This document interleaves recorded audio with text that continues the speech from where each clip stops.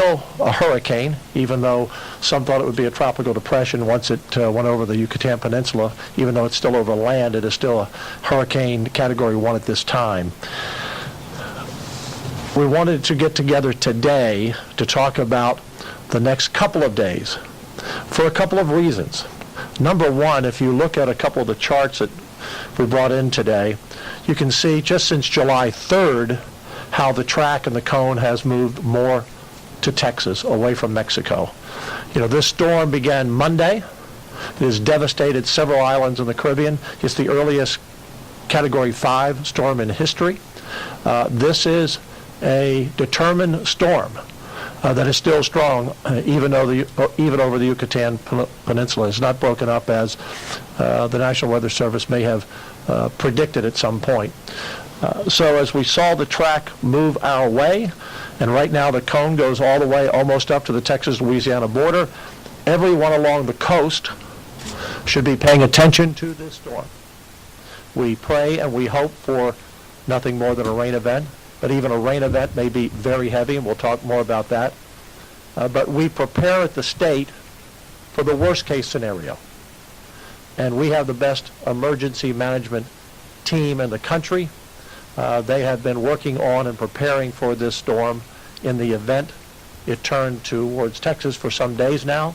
Our chief, Nim Kidd, and I have been talking since about 4 o'clock yesterday morning, or sooner than that, so that we're prepared. And we want you to be prepared. In fact, one of our concerns is that we're in the middle of a July 4th holiday weekend. Not as many people are home watching the news or paying attention to the news. They're having fun at the beach or just in their backyard and enjoying their families. So if you have friends, a family who are vacationing along our coast, it might be a great idea for you to text them, call them, or email them and ask them to pay attention to the weather over the next couple of days. Right now, it appears that this storm either is a tropical storm with heavy rain that could be 12 to 15 inches in some areas. We don't know exactly sure yet where that may be, whether it's heavy rain and flooding or if it's a hurricane Category 1, 2, or worse. It would be here likely on Monday, and we'd start seeing the impact of that starting on Sunday. Again, we're preparing for the worst, praying and hoping for the least amount of rain and a lesser storm, but you want to be in position of wherever you're going to be by Monday. Remember, seldom does wind cause death in a hurricane. It's flooding. That's the most dangerous position for someone trying to drive in flooded waters on flooded roads. I've just finished a briefing, a very deep briefing with our Emergency Management Council of the state, all over the state, and our local mayors and judges have been in touch with the chief for the last couple of days, and they are preparing. So once again, we hope and we pray for nothing more than a rain event, although that will still be heavy rain in some areas, flooding in some areas, pretty much for sure. But we're going to have to be patient, not preparing, and you should not be patient preparing, but we're going to have to see this storm move off of the peninsula, off the land, and into the Gulf of Mexico. And once that does, in the next 15 to 20 hours or so, it's a very slow-moving storm, about 6 miles per hour, very slow-moving storm.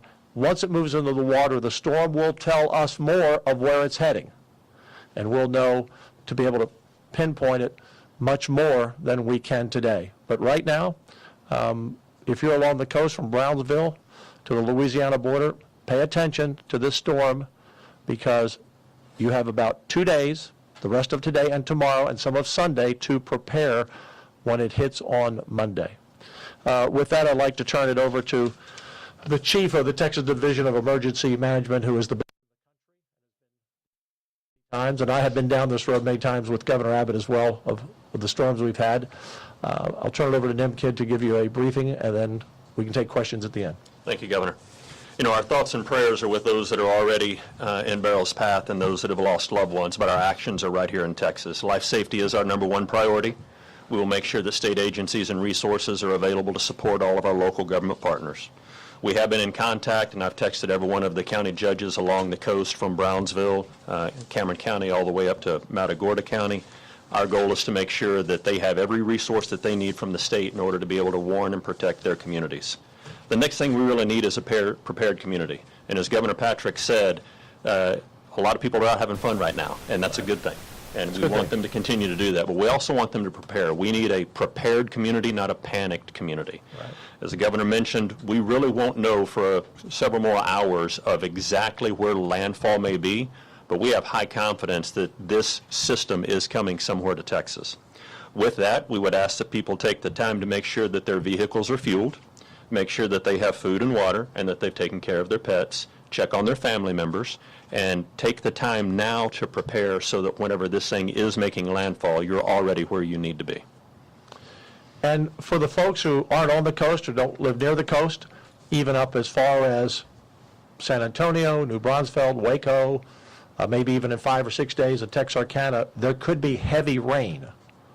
And heavy rain could be 8 inches, could be 10 inches, could be 12 inches or more, and could be flooding. Because again, this is a slow-moving storm, and hurricanes and tropical storms drop a lot of rain in a short period of time, and the longer that storm is over the area, the more rain it drops. So I think with confidence we can say there will be flooding. Yes, sir. We just can't pinpoint it yet, but do not relax. Sit back and say, well, that's going to hit the coast, and I'm fine if you're a few counties inland, because this storm could bring a lot of rain. I also want to mention, if you're along the coast, again, if you have family and friends that are vacationing on the coast, text them, make sure they pay attention, but tell them about the rip currents. You always hear about it, but the rip currents are going to be really bad. We've already had some incidences with rip currents already, but the rip currents, when this storm starts moving our way in another 48 hours, will only get worse, and it will be pretty dangerous to be in the water once you get to Sunday, or even now and tomorrow. They're just strong. Yes, sir. Any questions? Governor, you mentioned, of course, it's a holiday weekend. Yes. Just to emphasize the point, how are travel conditions looking, road conditions, flight schedules? How is that going to influence how people get home? So drivetexas.org is the place that we would like for you to be helping us get that message out. TxDOT has already talked to their construction crews and their maintenance crews to make sure all evacuation routes and any of the construction zones are free and clear of debris. Texas Highway Patrol is out monitoring those roadways as well. And listen, we're talking to our local county judges and mayors. Remember, in Texas, mayors and judges are the only ones that can mandate an evacuation. Our conversation with those judges along the coast is some of them have issued voluntary evacuations already for low-lying areas, and we're going to have to start watching, because when tropical storm force winds, 35 miles an hour or greater, start moving in, those that are RVs are going to have a very hard time traveling. So that's why we need your help in getting that message out now, to pay attention to the weather. Don't let it ruin your plans, but be ready for whenever this storm comes ashore. Chief, do you anticipate Highway 77 going into contraflow, and if so, when? You know, Rudy, that's a great question. I don't anticipate that right now, because there's so much uncertainty of the storm, and we don't necessarily see the amount of storm surge yet that would require contraflow.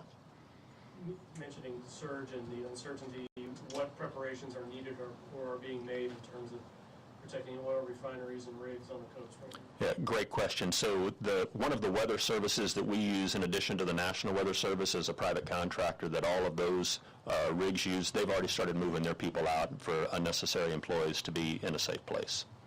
Lieutenant Governor, I noticed Corpus Christi posted on their Facebook site this morning, they have issued 10,000 sandbags, and they're out. Is there anything the state can help these small communities replenish the sandbag stuff?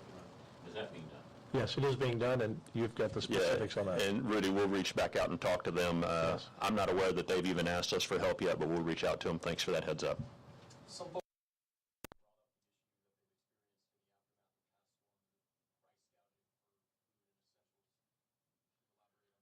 If that's the case, please notify us, let us know. The Attorney General will look into that, and let's hope that does not happen. And if it does, we'll hear about it and we'll pursue it. Can we expect landfall in inland in San Antonio area, Bear County? We will have rain, for sure. Yeah, so we need to wait until this storm gets back out into the Gulf Yes. to really get confidence in the forecast track of how high the wind speed will be and the pinpoint of the location. I think people, as the governor said, even inland, need to pay attention come Sunday and Monday. We believe you're going to have rain all the way into the I-35 corridor. Does not mean you're going to have tropical storm or hurricane force winds. We won't know that with certainty until later this weekend. Also, for people who have tuned in, if you don't know how to check your local mayor and county judge and what's going on in your county or your cities, go to TDEM, TDEM, .texas, spelled out, TEXAS.gov. That's TDEM, TD as in Dan, TDEM.texas.gov. And you can get all of our updates there, which we're constantly updating you. We will do a following press conference if and when necessary as we know more, but we will constantly update all the information on the storm. And for your area, you can track on our website down to your area to get your local information. Just off of that, are there any areas in central Texas that you are particularly concerned about with flooding that has happened in the past before? People should be looking out for any areas? You know, I would say let's see where the rain falls, and that will help us determine. And we've got about 2 to 3 days before we start seeing the real impacts of that. I would hate to put people in any sort of panic mode right now about where it may be and then it not show up there. What we do know is this thing is going to impact Texas somewhere, and it's going to drop a lot of rain. We need a little bit of patience, as the governor mentioned, between now and the time that it gets back out into the Gulf to have a better idea of where it's going. I'll just conclude by saying I've lived in Texas 42 years, and most of it in the coastal area. And the thing I always am concerned about are people being prepared, and particularly storms that hit us like this one coming across the peninsula relatively in a short time, as opposed to seeing it out coming up through the Gulf, and it's, you know, the target is on somewhere on the Texas coast and we see it for days and days ahead. And this storm, you know, a lot of people don't even realize probably there's a hurricane out there about to come into the Gulf. So that's a real concern, and that's why we wanted to have the press conference today, to be sure, no panic, preparation, but we are going to be prepared for the worst, and we have assets ready to deploy as soon as we know a better direction of where that storm is going. But everyone along the coast should be vigilant, be in place by Monday, wherever you're going to be. Monday will not be a good driving day for most counties. I issued a declaration, a disaster declaration earlier today for 39 counties. And as need be, we will add counties as we get more direction on that storm. So a serious weather event is coming. We don't know exactly where. Be prepared. We will be prepared. Your local mayors and county judges are being prepared. And stay safe, and God bless everyone. God bless Texas. Can you explain what that preemptive declaration does? Why is that important, and what does that do? Yeah, if I can take that, Yes. if that's all right with you. One is it got your attention? Yes. I need your help getting the message out, Yes, right? So that's yes. one thing that it does. The second thing is it allows not only my agency, but the other state agencies on the council to go ahead and spend money that may be outside of their budget to do emergency protective measures. The third thing is it allows our local county judges and cities and counties to do the same thing. So it's warning to the public that there is an event that's taken very seriously, and then allows us to move resources and do contracts that we need to do right away. All right, thank you all. Thank you all Thank very you all. much.